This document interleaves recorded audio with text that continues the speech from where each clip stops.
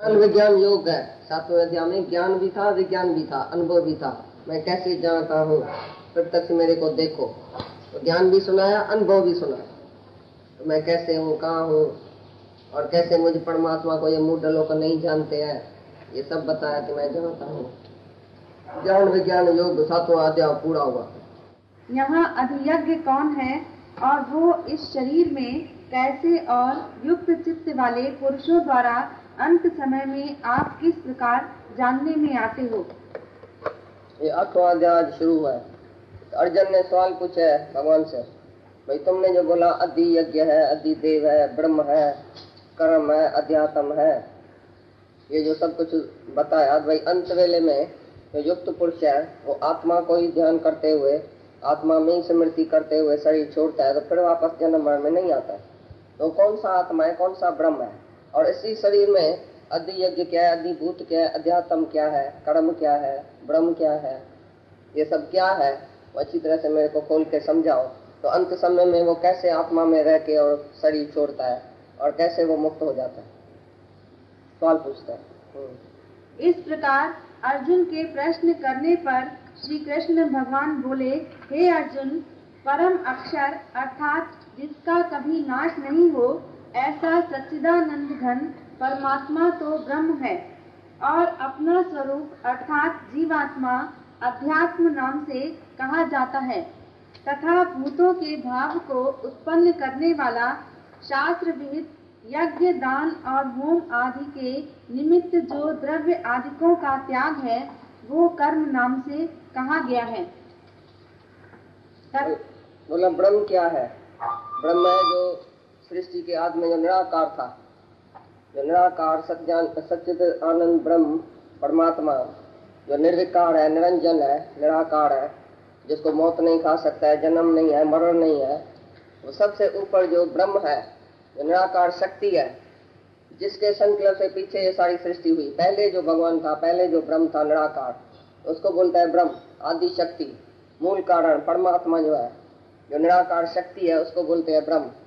और पीछे बोला है अध्यात्म, माना हर एक के शरीर में जो फिर आत्मा है, जो तुम बोलते हैं मैं आत्मा हूँ, वो है ही ब्रह्म का ही, है ही ब्रह्म सर्वत्र, और हर एक के शरीर में जब आया तभी उसको बोलता है आत्मा, उसी ब्रह्म को बोलता है आत्मा। अभी आत्मा है उसको बोलता है अध्यात्म, माना हर एक जीव में जो आत्मा है, जीव आत्मा जिसको बोलता है, जो हर एक देह जब धारण किया, आत्मा ने जब देह धारण किया तो उसका नाम है भाई ये जीव आत्मा। तो अध्यात्म बोलता है जीव आत्मा को।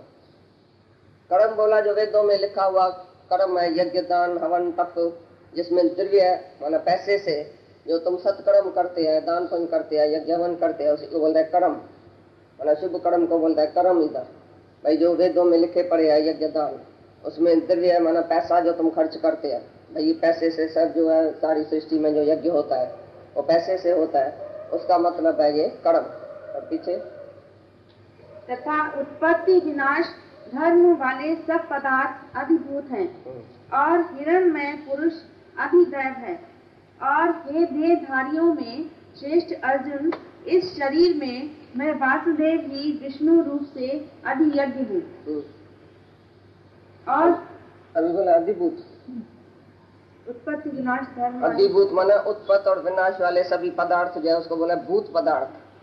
भूतक, भौतक माना बाहर जो है ये सृष्टि, जो उत्पत्ति और नाश होने वाला जो पदार्थ है उसको बोलता है अधिभूत। और पीछे अधियज्ञ माना अधिदैव, देव माना ब्रह्मा, हरण गर्भ है उसको बोलता है हरण गर्भ, माना तो उसके गर्भ से सारी सृष्टि पैदा हुई, हिरण गर्भ उसको बोलता है ब्रह्म को। तो ये ब्रह्म भी इस शरीर में मैं ही हूँ, माना ऐसा ही ये बोलता है भगवान। तो अधिदैव माना ब्रह्म, ब्रह्मा, अधिदेव माना ब्रह्मा, हिरण गर्भ माना जिसका गर्भ इतना बड़ा है, जो उसी गर्भ से सारी सृष्टि हुई है। हिरण्य गर्भ माना अधिदेव, अधिदेव माना ब्रह्मा, तो ब्रह्मा भी मैं ही हूँ इस शरीर में। फिर अधियज्ञ माना विष्णु रूप में भी पालन करता हूँ सारे शरीर को, वो भी मैं ही हूँ, तुम्हारी आत्मा ही है, वही ब्रह्म। अधिदेव अधिरूप का विष्णु, अंदर विष्णु होके हमारी पालना करता है, ब्रह्मा होके हमारे को ये इस शरीर को जब उत्पन्न करता है, शिव होके नाश करता है, फिर इसी शरीर से जो कर्म होते हैं, यज्ञ दान हवन द्रव्य से वो कर्म होते हैं। अधिभूत माना सब पदार्थ, जो भूत पदार्थ जो भी विनाश और उत्पन्न और विनाश होता है, इसको बोलता है अधिभूत। अधिदैव माना ब्रह्मा, अधि यज्ञ माना विष्णु, और ब्रह्म जो है वो निराकार सच्चित आनंद स्वरूप, सबसे न्यारा, सबसे जो मूल कारण परमात्मा है, जो पहले पहले ब्रह्म है, निराकार, उसको बोलते हैं। और जो पुरुष अंत काल में मेरे को ही स्मरण करता हुआ शरीर को त्याग कर जाता है, वो मेरे साक्षात स्वरूप को प्राप्त होता है।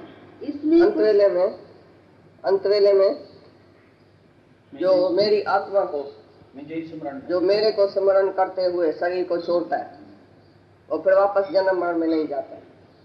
और जो अंत वेले में किसी दूसरे शरीर में, किसी दूसरे पदार्थ में, दूसरी चीज में जाता है, तो वापस जन्म मरण में आता है। तो इसलिए ये ब्रह्मा विष्णु शिव ब्रह्म जो मैं हूँ, तो अंत वेले में भी मेरा ही स्मरण, माना मैं जो ब्रह्म हूँ सच्चित आनंद स्वरूप, मेरे कोई आत्मा करके जाने, मेरे कोई ब्रह्म करके जाने, और ब्रह्मा विष्णु सब मेरे कोई करके जानता है, जो अंत वेले में मेरे ही स्मरण ध्यान में उसका शरीर छूटता है, तो फिर वापस जन्म मरण में नहीं आता।